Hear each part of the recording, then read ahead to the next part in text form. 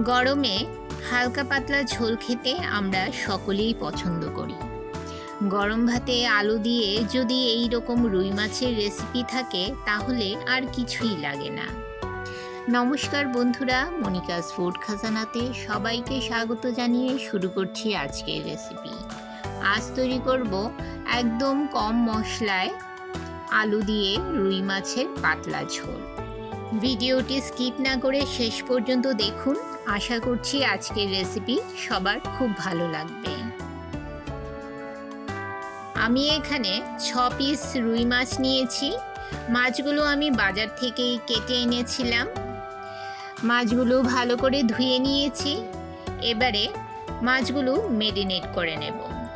Marinate করার জন্য এতে দিয়ে দিলাম হাফ চামচ নুন ও হাফ চামচ হলুদ গুঁড়ো।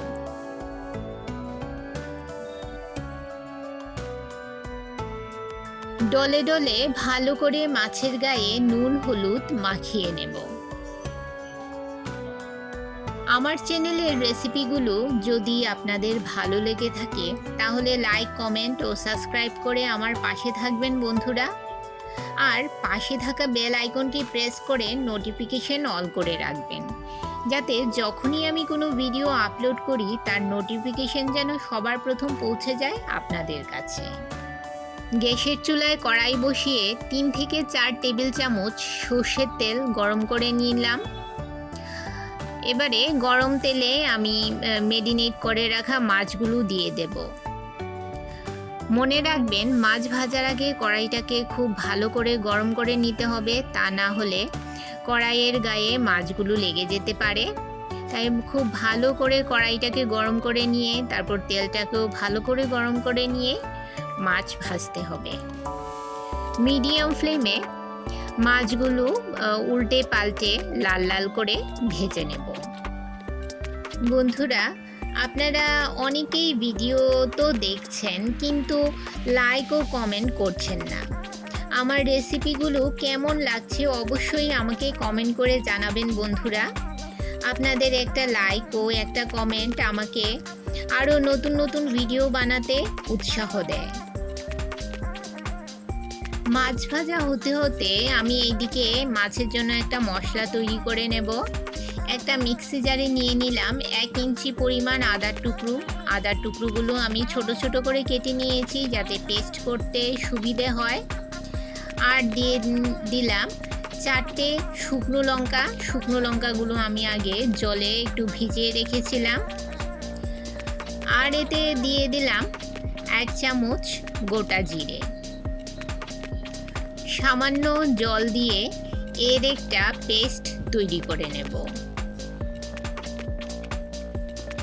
এবারে এতে দিয়ে দিলাম 2টো মিডিয়াম সাইজের টমেটো। টমেটোগুলো আমি এই রকমভাবে কেটে নিয়েছি। যেহেতু আপনারা টমেটোগুলো পেস্ট করবেন তাই যে কোনোভাবে টমেটো কেটে নিতে পারেন। এবারে এর একটা স্মুথ পেস্ট তৈরি করে নেব। এই যে দেখুন, মাছের জন্য আমার মশলা তৈরি হয়ে গেছে। এইদিকে আমার মাছ ভাজাও হয়ে গেছে। এবারে মাছগুলো আমি তুলে নিয়ে ওই তেলেই আলু ভেজে নেব।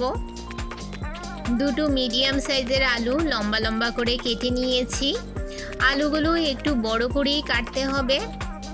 এবারে এতে দিয়ে দিলাম সামান্য নুন ও সামান্য হলুদ গুঁড়ো। মিডিয়াম ফ্লেমে নেড়ে চেড়ে আলুগুলো একটু লাল লাল করে ভেজে নেব। যে সকল বন্ধুরা আমার রেসিপিগুলো রেগুলার দেখছেন আর সুন্দর সুন্দর কমেন্ট করছেন তাদেরকে অনেক অনেক ভালোবাসা আমার পাশে থাকার জন্য, আমাকে সাপোর্ট করার জন্য। আপনাদের ভালোবাসা ও সাপোর্টে আমি এতদূর এগিয়ে আসতে পেরেছি। এভাবেই আমার পাশে থাকবেন বন্ধুরা। আমিও আপনাদের পাশে আছি, পাশে থাকব।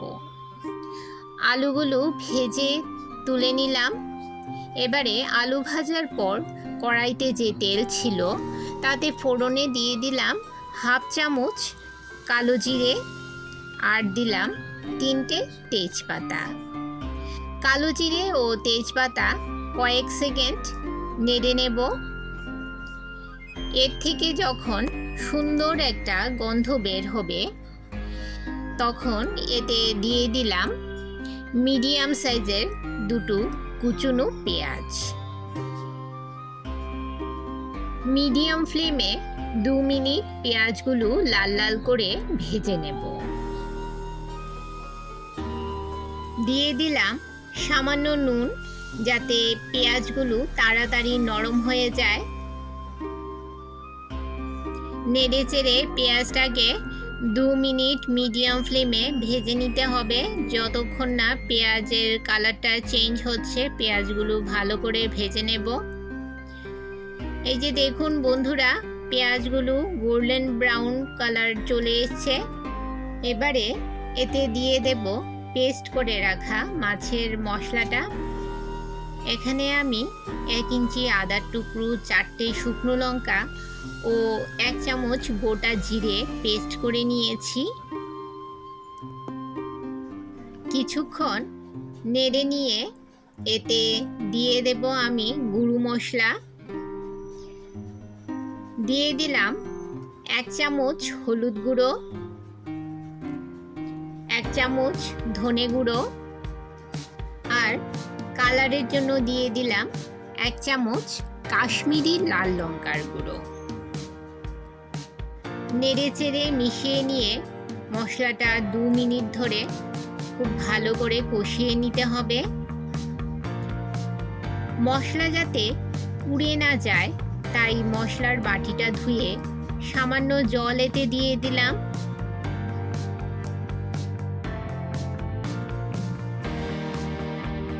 আর এতে দিয়ে দিলাম স্বাদমতো নুন ও সামান্য চিনি। চিনি দিলে এই রেসিপিটা খেতে বেশ ভালো লাগে, তবে যারা মিষ্টি পছন্দ করেন না তারা স্কিপ করতে পারেন। এই পর্যায়ে গ্যাসের ফ্লেম মিডিয়ামে রাখতে হবে। নুন ও চিনি নেড়ে চেড়ে মশলার সঙ্গে ভালো করে মিশিয়ে নিয়ে 2 মিনিট মশলাটাকে কষিয়ে নেব। মশলা ভালো করে কষিয়ে নেওয়া হয়ে গেছে।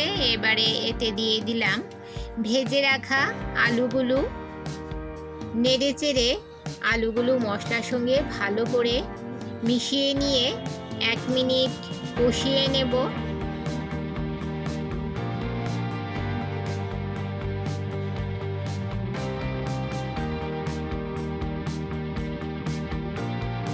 এবারে এতে দিয়ে দিলাম পরিমাণ মতো জল।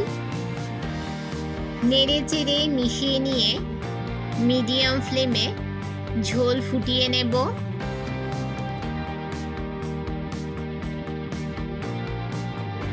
ঝোল ফুটতে শুরু করলে এতে দিয়ে দিলাম ভেজে রাখা মাছের পিসগুলো।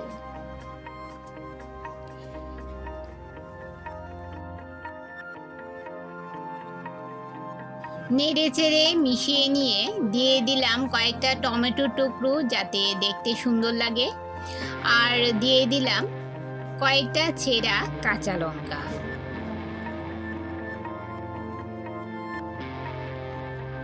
ঢাকা দিয়ে 2 মিনিট মিডিয়াম ফ্লেমে রান্না করে নেব। 2 মিনিট পর উপর থেকে কিছু ধনেপাতা ছড়িয়ে দিলাম। নেড়ে চেড়ে মিশিয়ে নিয়ে এবারে গ্যাসের ফ্লেম বন্ধ করে দেব। বন্ধুরা, আলু দিয়ে রুই মাছের ঝোল একদম রেডি। গরম ভাতেই এইরকম একটা রুই মাছের পাতলা ঝোল হলে আর কিছুই লাগে না। আপনারা বাড়িতে অবশ্যই একবার এই রেসিপিটা ট্রাই করে দেখবেন। যদি কেউ ট্রাই না করে থাকেন অবশ্যই একবার ট্রাই করে দেখবেন। গরমে খুবই ভালো লাগে খেতে বন্ধুরা। একদম কম মশলায় কম উপকরণে এই রুই মাছের দুর্দান্ত স্বাদের রুই মাছের ঝোলটা তৈরি হয়ে যায়। আপনারা বাড়িতে অবশ্যই একবার ট্রাই করবেন। আমার আজকের রেসিপি আপনাদের কেমন লাগলো সেটা আমাকে কমেন্ট করে জানাবেন বন্ধুরা। আর ভালো লাগলে শেয়ার করবেন আপনাদের আত্মীয় ও বন্ধুদের কাছে। তাহলে বন্ধুরা আজকে এই পর্যন্তই। আবার দেখা হবে আরেকটি নতুন ভিডিওতে নতুন রেসিপি নিয়ে। সবাই ভালো থাকবেন, সুস্থ থাকবেন। টাটা।